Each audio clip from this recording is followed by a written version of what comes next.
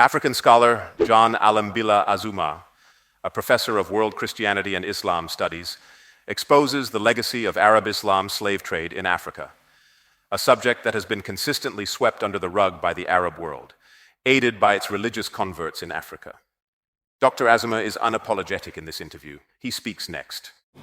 And I wrote the book because there was very little writing on some of the themes that I wanted to address, that I address in the book, having to do with the theme of Islam's interaction with African traditional religions, the whole history of jihad in West Africa, and as part of that, a very important part of that, the slave raiding and the slave trade that happened within West Africa by Muslim communities.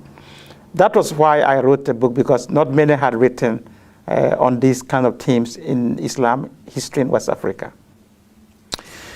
Well, yes, there was a lot of activities on the part of Muslims in Africa, especially in West Africa.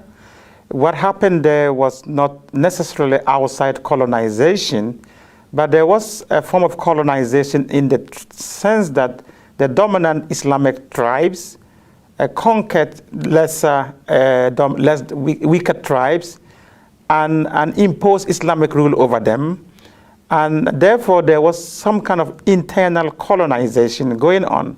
The Fulani in West Africa in particular were very much in the habit of conquering and imposing Islamic rule on other tribes. So that was a form of internal colonization, yes.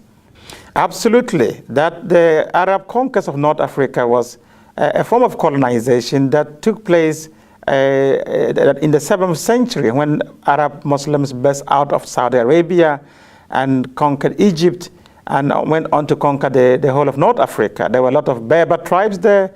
The Egyptian Copts were the original indigenes of the land, as well as the Berbers. And they were all conquered and Islamized and Arabized.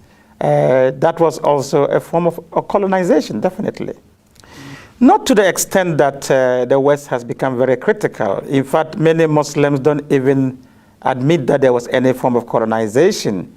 Even though if you talk to the Berbers, and let's be also aware that many of the Berbers have become Muslim, the Berbers will tell you they have been colonized. There's been Arab imperialism. The same thing in Egypt. The Copts know that they are the original, the indigenes of the place. They feel like they have been colonized. The same thing will happen we talk to Sudanese. They will tell you that Sudan was colonized by Arab Muslim invaders. So yes, they will not admit it, but there is that kind of history there. Absolutely. Slavery was a very important part of Islamic expansion in West Africa, and in fact in the Sudan, and from the very earliest period of Islamic penetration into Africa.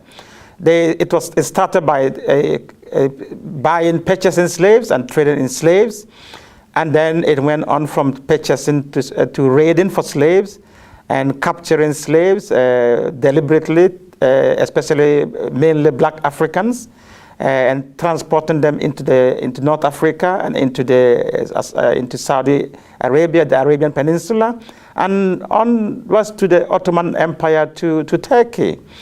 So slavery was a very endemic part of Islamic interaction with Africa. And in West Africa, the jihad's period of the 18th and 19th century involved massive slave raiding and slave trading. And many of the slaves that were captured and sent and sold and taken into the transatlantic slave trade, most of those who were doing the raiding at the time were Muslim communities because they were the dominant tribes.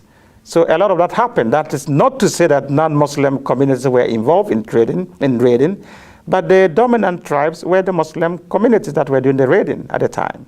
Yeah, one of the themes I explored in my book is this perception that Muslims treated their slaves much more humanely than the Western slave trade.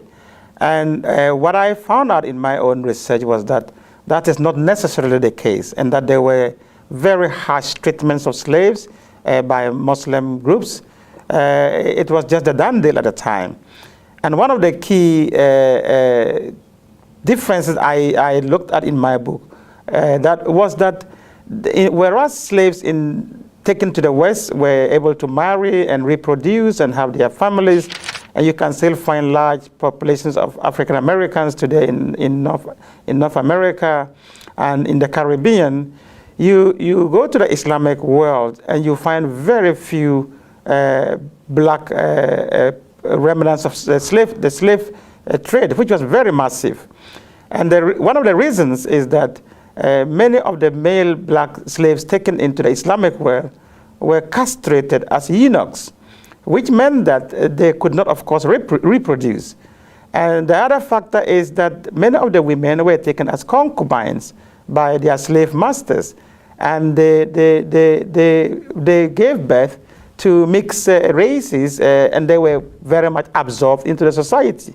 So you don't have black slave kind of descendants in the Muslim world as you would in North America. And part of the reason is the castration and the way the slaves were treated. Slavery persisted in Islamic countries far, far longer than it did in the West. The West abolished slavery long before the Islamic countries ever abolished slavery. And they did so under a lot of pressure from colonial governments and from Western governments and from all kinds of activist groups. And in fact, the Saudi Arabia, for instance, abolished slavery in 1961 or 1960 thereabout, whereas Mauritania abolished slavery in 1981. And these were done on paper, and a lot of it is still being done. In practice, there are still a lot of slaves in Muslim countries. And the Sudan, during the civil war, there was a lot of slave raiding going on, done by the Arab Muslims in the north against the enemies and the Christian Africans in the south. So even up to the 90s and this century, there was still capturing of young African men, boys in the Sudan for sale. So slavery continues, even though it has been abolished on paper in many Muslim countries.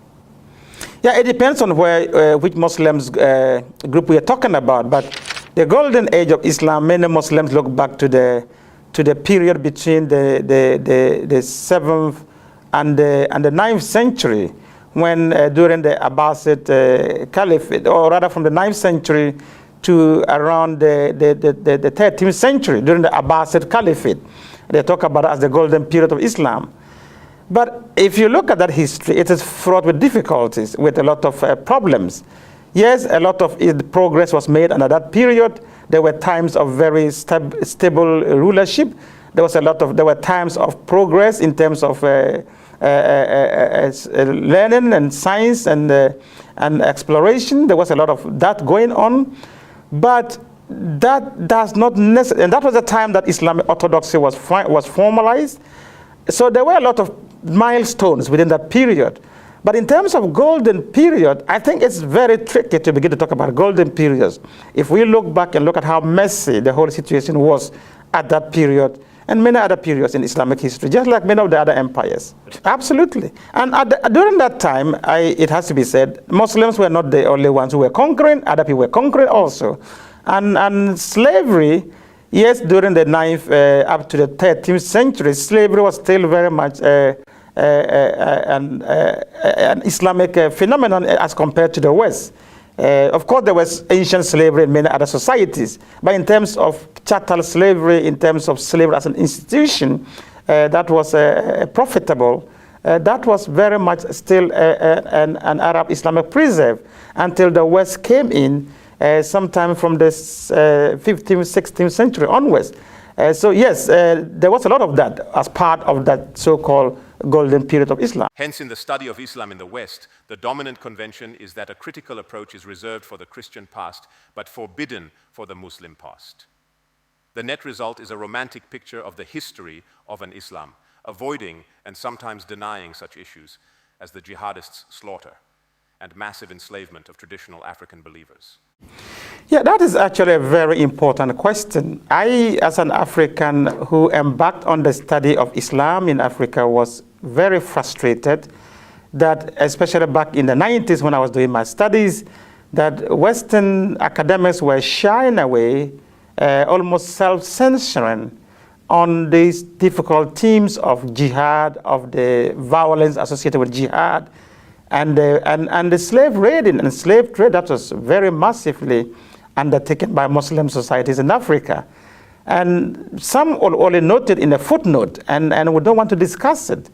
And that was very frustrating. Meanwhile, they will go at length and talk freely and openly about the Western transatlantic dimension of slave trade.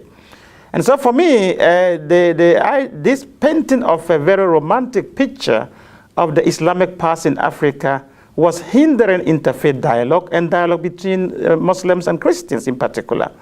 And especially in a situation where the radical Muslim groups were laying claim to these histories, these romanticized histories that was written mainly by Western scholars, that they had a golden age of Islam in Africa that they want to return to.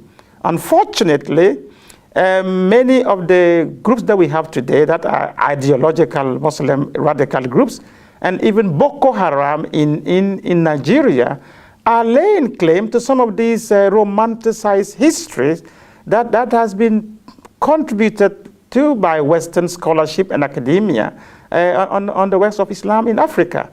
And this is what I was trying to challenge and to raise questions about, that we have to paint a more realistic history of the past. Africans have to get a more holistic history of their past if we have to live together, have meaningful dialogue between ourselves as Muslims and Christians. Yeah, as I explored in my book, the reason why I wrote this book was not to be polemical against Islam or anything of that sort. It was simply to say to African Muslims, my co-Africans, fellow Africans, that look, both on the Islamic and Christian fronts and on the past, we have difficult histories with the way these traditions interact with Africa. So we need to take both histories critically. We need to study the histories critically instead of denying and romanticizing one history. Because when we do that, we are not going to, unless we understand our past very clearly and honestly, we cannot move forward with any sense of integrity and mutual respect. So the whole idea is, how do we move forward? Let's have a much more critical discourse of our past, and then we can move forward with meaningful futures together. That's the only way to move forward in this. After listening to this, I would like us to discuss the following. 1. Do you believe the Arab world will ever apologize for its role in the slave trade, both the transatlantic and trans-Saharan routes? 2. Should Africans continue to embrace these so-called Abrahamic religions on the mother continent?